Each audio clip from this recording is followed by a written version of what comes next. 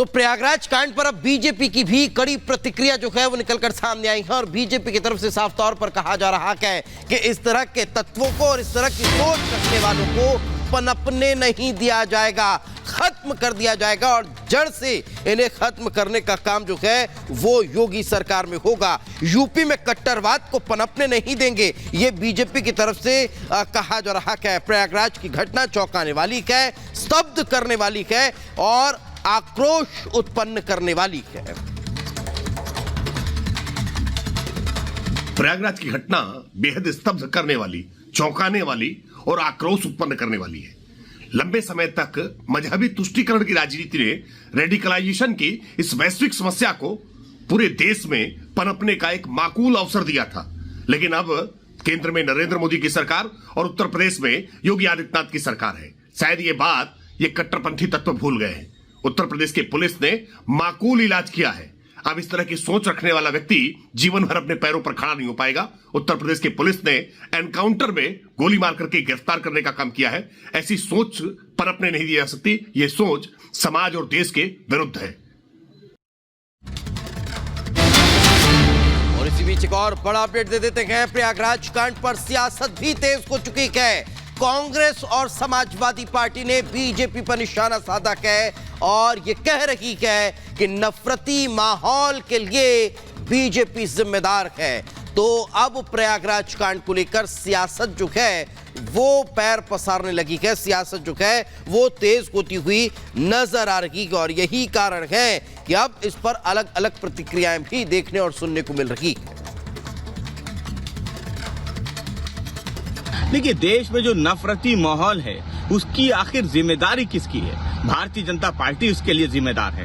एक bus conductor को धार्मिक नारा लगा के मारा जाता है, राजस्थान में धार्मिक नारा लगा के मारा जाता है, एक पूर्व सांसद को धार्मिक नारा लगा के मारा जाता है, ट्रेन में धार्मिक नारा लगा के मारा जाता है। आखिर इन सब घटनाओं की जिम्मेदार कौन है? भारतीय जनता पार्टी की नफरत की राजनीति इन सब घटनाओं के लिए जिम्मेदार है। भारतीय जनता पार्टी को अपनी नफरत की राजनीति बंद करना चाहिए क्योंकि देश का माहौल इससे खराब हो रहा है। देखिए, भाजपा सरकार में जिस तरह का पब्लिक डिस्कोर्स जिस लेवल पे हो रहा है, हर चीज को सांप्रदायिक नजरिए से देखा जा रहा है, उसमें इस तरह की घटनाएं अगर होती हैं तो ये आश्चर्य की बात नहीं है। कुछ ना कुछ तो ऐसा जरूर है कि ये ऐसे लोग हैं जिनसे प्रेरित होकर के लोग हत्या कर रहे हैं या जिनके रिएक्शन में लोग हत्या कर रहे हैं। आज से पहले किसी मुख्यमंत्री प्रधानमंत्री का नाम लेकर के इस तरह की घटनाएं तो नहीं होती थी। तो भारतीय जनता पार्टी ने समाज को बीमार बनाने का जो काम किया था उसके रिजल्ट आने लगे हैं। समाज को ही इन्होंने खतरे में डाल दिया हुआ है। तो हाशमी के हमले में घायल जो बस कंडक्टर हैं हरिकेश विश्वकर्मा, उनके परिजनों से रिपब्लिक भारत ने खास बातचीत की है। उन्होंने इस पूरे मसले को लेकर क्या कुछ कहा, आपको सुनवाते हैं। बात हुई आपके बेटे से? अभी कैसा है बेटा? हाँ ठीक है सर। क्या बोल रहा है बेटा? ठीक है, स्थिति ठीक है, कोई दिक्कत नहीं है सर जी। बात कर रहा है आपसे? हाँ जी जी। क्या बात हुई?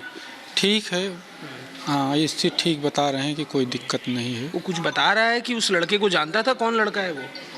ये सब हम नहीं पूछे सर जी। अभी पूछे नहीं? नहीं, हमसे खाली हाल चाल पूछ रहे हैं कि ठीक है कि नहीं है, तबीयत कैसी है कैसी। आपकी बात हुई अम्मा? क्या कह रहे हैं बाबू? ठीक है, आपको कहा हम ठीक है अम्मी।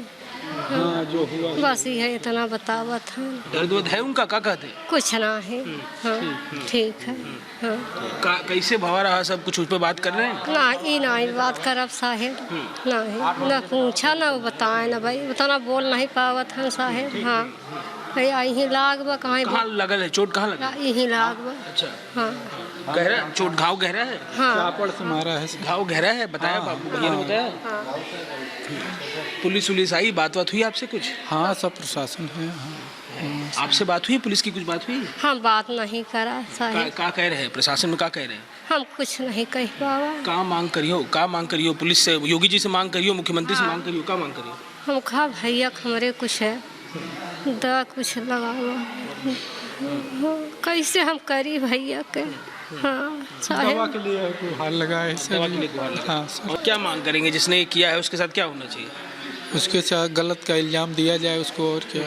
आपकी बात हुई? कुछ उन्होंने बताया क्या कुछ हुआ था? नहीं, उससे बात हुई तो बोला कुछ ऐसा मैटर नहीं था। सिर्फ वो यहाँ जा रहा था, टिकट वाला वो अपना टिकट बना रहा था, उसी था में वो पीछे सवार किया उसके ऊपर ये बस। झगड़ा पहले भी कुछ हुआ था कि नहीं, जो ऐसा कुछ कोई वो क्या पहले से जानता था उनको पहले से डेली वो वहाँ शांतिपुरम से बैठता था, यूनाइटेड कॉलेज में पढ़ता था, वहाँ उतरता था डेली, और उसका ऐसा कोई लफड़ा चल नहीं रहा था। बात हुई उससे तो बोला कि यार ऐसा कोई बात नहीं था हमसे, अब पता नहीं किस मैटर से पीछे से हमला किया, गले पे पीछे हमला हाँ पीछे से गले पे हमला किया। उसके बाद बोला कि अभी जिहाद अभी जिंदा है, बस ऐसा आपराधिक था बोलते हुए उसने वो कुछ नारेबाजी भी की, दोस्त बता रहा है क्या कह रहा था? जिहाद अभी जिंदा है, बस ऐसा नारा करते हुए वो तुरंत जो लिया था चापड़ उसे लहराते हुए निकल गया। नारा जिस तरह से लगा रहा था, जिहादी नारा लगा रहा था, सुरक्षा के लिए कुछ मांग करेंगे आप लोग बालक की सुरक्षा को लेकर? ठीक है, हाँ सर, ये उसको उचित सज़ा दी जाए, सरकार मुआवजा दिए गरीब के सहारा के लिए।